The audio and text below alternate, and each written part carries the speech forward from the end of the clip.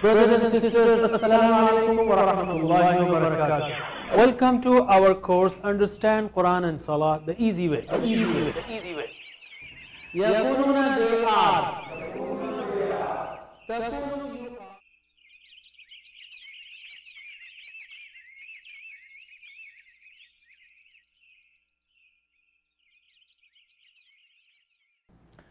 Assalamu alaikum brothers and sisters, welcome back, and inshallah in this part, in the second part of second lesson, we will learn some more grammar.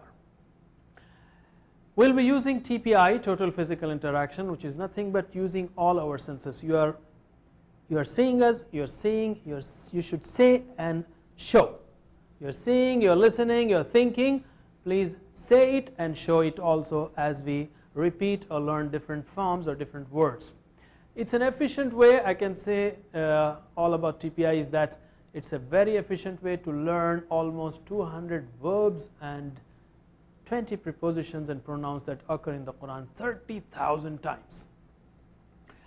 Okay, in the last lesson we have learned 6 words: huwa, hum, anta, antum, ana, nahnu, that occur in the Quran 1295 times. Okay, so let us just repeat. Please repeat after me. Huwa, he. Hum, they. Anta, you. Antum, you all. Ana, I. Nahnu, we.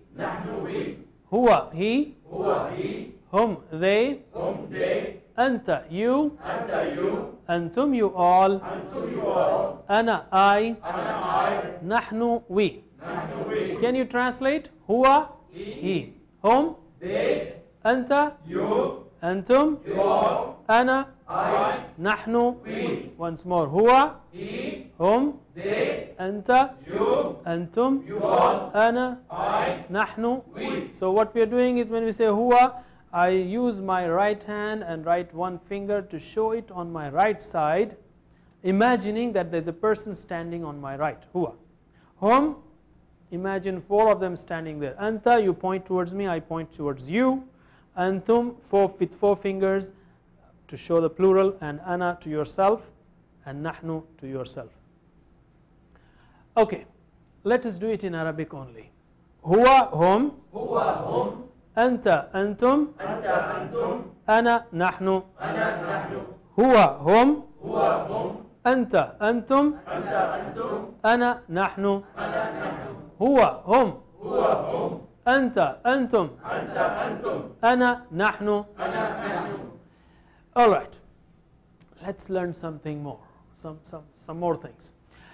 The kind of words that we speak, say, read, write, listen are classified in Arabic into 3 categories. They are called kalimats. Okay, 3 categories. The first category is ism, noun, the name of a person or an object. For example, kitab, book, or Makkah, the city. Or attributes are also classified into or classified as nouns, attributes like Muslim, mu'min. So this is ism, the first category. The second category is of verb. Verb tells us about an action. For example, fataha, ya'malun. And the last category is harf, the letters. They are called letters even though they are words, they are made up of more than one letter many times. These letters join nouns and or verbs. They join nouns, one noun with the other, or noun with the verb with the noun, or among verbs, and so on. So bi, li, min, fi, inna, all these are letters, and inshallah we will learn about them more later on. Let's come to ism or noun. I'm listing here 6 examples, like Muslim, a Muslim, the one who obeys Allah subhanahu wa ta'ala or believes in Islam. Mu'min, believer. Salih, a pious person. Kafir, the one who rejects. Mushrik, a polytheist. And munafiq, a hypocrite. So these are 6 words, they are all nouns. And in this lesson we will learn how to make plural of these nouns. it's very easy actually. If you add un or in to the word Muslim, it will become plural. For example, the plural of Muslim is Muslimun or Muslimin. Both are correct. Now you will tell me, you can ask, when Muslimun is used and when is Muslimin used. Well, I would say we will learn that part later on. Don't worry about that. They are rightly used in the Quran. Right now just learn that Muslimun and Muslimin are both plurals for the word Muslim. So let us practice. The plural of Muslim is Muslimun, Muslimin. Therefore the plural of Mu'min is Mu'minun, Mu'minin. Plural of Salih is Salihun or Salihin. Plural of Kafir is Kafirun, Kafirin. Okay, plural of Kafir is Kafirun, Kafirin. Plural of Mushrik is Mushrikun, Mushrikeen. Okay, plural of Munafiq is Munafiqun, Munafiqeen. So you learn the simple way. Just add un or in to the word, and this is one way to make the plural. There are other ways to make the plurals, but this is one way to add, that is to add un or in to the word. So plural of Muslim is Muslimun, Muslimin. Mu'min is Mu'minun, Mu'minin. Salih is Salihun, Salihin. Kafir is Kafirun, Kafirin, and so on. You have learned huwa, hum, anta, antum, ana, nahnu. So let us apply what we have learned in terms of singular and plural. So repeat after me. Huwa Muslim, huwa Muslim, hum Muslimun, hum Muslimun, anta Muslim, anta Muslim, antum Muslimun, antum Muslimun, ana Muslim, ana Muslim, nahnu Muslimun. nahnu Muslimun. Once more. Huwa Muslim, Huwa Muslim, hum Muslimun, hum Muslimun, anta Muslim, anta Muslim, antum Muslimun, antum Muslimun, ana Muslim, ana Muslim, nahnu Muslimun. nahnu Muslimun. Once more. Huwa Muslim, Huwa Muslim, hum Muslimun, hum Muslimun, anta Muslim, anta Muslim, antum Muslimun, antum Muslimun, ana Muslim, ana Muslim, nahnu Muslimun. nahnu Muslimun. So when it is singular, we use singular. Huwa is Muslim. Plural, so we use plural forms, Muslimun, and so on. Please note that we will be learning other types of plurals later on. This is called solid plural. Okay, and you can apply it to other words also and practice it, like huwa salih, hum salihun, anta salih, antum salihun, ana salih, nahnu salihun, and so on. Now I come to learning tip. Okay, in learning tip I will talk about brain and memory. In the last session we learned that our brain has 100 billion cells. Some people say less and some people say more. In fact, it's a miracle. It's so powerful creation of Allah that still scientists are counting and still trying to estimate how many cells are there. 100 billion is not a small number to count, by the way. The whole population of the whole world is 6-7 billions, and our brain contains 100 billion cells. It's mashallah, subhanallah. Now how does that brain work? Whenever we buy something, we check the manual and see how does that object, a tape recorder or a TV or a laptop or a new machine, works. We are blessed with such a powerful brain, but rarely are we taught as to how this brain works. This is an unfortunate part of our education. It doesn't work like, in one cell I have mirror, and second cell I have wall, and third cell I have roof, and fourth cell the chair, and fifth cell the table, and so on. It doesn't work like that. Then how? Well, as I told you earlier in the last class, that each cell has up to 20,000 branches, dendrites.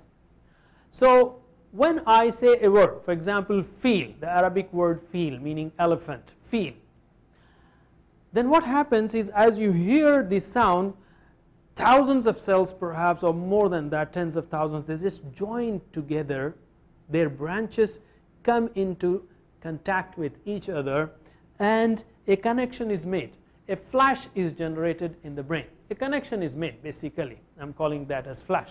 Just like in the sky, in the clouds, you know, there are positives and negatives, and when these positives and negatives come closer to each other, there is a flash generated. But here certain cells, when they hear this sound, feel, you have a flash in the brain or a connection in the brain. Can you say word feel, all of you? Feel? Feel. When you said it, another flash is generated in your brain. Okay? The word feel, if you know the spelling, fa, ya, lam, if you know that, then you have another flash generated or another connection generated in your brain. The shape of the word itself, fa, ya, lam, if you know how to read Arabic, feel, that shape also generates another flash, extra flash associated with the other flashes. And emotions, if you generate another flash or one more flash.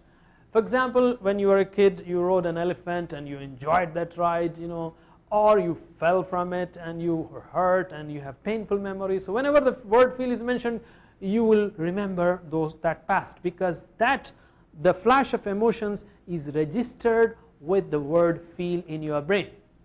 Similarly, as I'm mentioning feel, perhaps some of you are recalling the story of Abraha. You know, alam tara kayfa fa'ala rabbuka bi ashabil fil. Why? Because that story is registered along with the word feel when you learnt it. Smell. As you walk in a street, you smell something and some of the memories of the past come to your mind. Why? Because those events were registered in your brain along with that smell. Okay? So, and also picture is worth thousand words. For example, if you have never seen the animal, elephant, and I keep describing you, feel is an elephant, feel means elephant, and elephant is an animal which is black in color, which has 4 thick legs and so on. All that description will be nothing compared to a simple picture of the elephant. A picture is worth 1,000 words. And if I bring that elephant right here, a live elephant, and tell you that this is an elephant, this is feel, and if you see that first time, then inshallah for the rest of your life you will never forget what the word feel is. The movement and action generates a huge flash, a powerful flash in the brain, and it retains for a longer time. So what does that mean? What has it got to do with learning the Quran? Well, it has got to do everything with learning Quran and physics and science and chemistry and everything. But as far as Quran is concerned, we have to remember the meanings of new words. The more flashes you create, the easier it is to memorize or remember the meanings of new words, the easier it is to retain for longer time, and easier it is to recall them. Easier to memorize, easier to retain, easier to recall. That's why we have TPI. We are seeing, we are thinking, we are showing, and we will have more flashes inshallah. Alhamdulillah, in the last 2 lessons, by the end of this lesson, we have learned 13 words which occur in the Quran almost 4,479 times.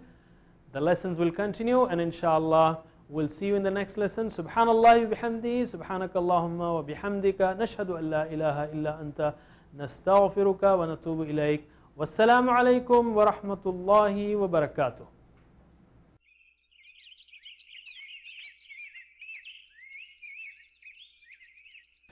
Brothers and sisters, assalamu alaikum wa rahmatullahi wa barakatuh. Welcome to our course Understand Quran and Salah the easy way. The easy way. The easy way. Yakununa they are. Takunu you are. Takununa you are.